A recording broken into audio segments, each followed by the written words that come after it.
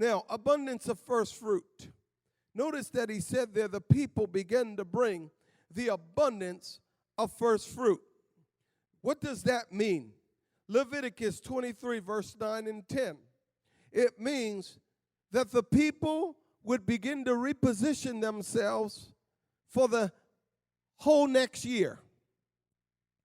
Speak to the children of Israel and say to them, when you come into the land which I give to you and reap its harvest, then you shall bring a sheaf of the first fruits of your harvest to the priest. Now, what's he saying?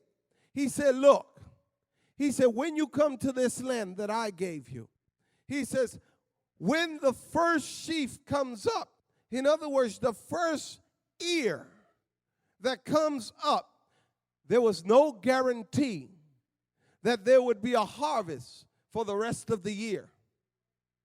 In other words, everything else had not ripened yet. But God says, take the first and bring it to me. And if you learn to bring it to me, he says, what you're actually doing is you're repositioning yourself. Now, Leviticus 2:14 tells us if you offer a grain offering of your first fruits, green heads of grain roasted on the fire, grain beaten from full heads. It was an act of faith. What they were doing was they were being obedient to God as an act of faith. Do you know that giving is an act of faith? Because there's no guarantee except what God said. And if you want what God says, you've got to first believe.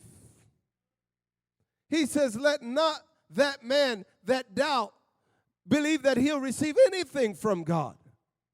You got to first believe that the one that is saying to us to act out of faith and obedience is going to be faithful to his word. Has he been faithful to his word?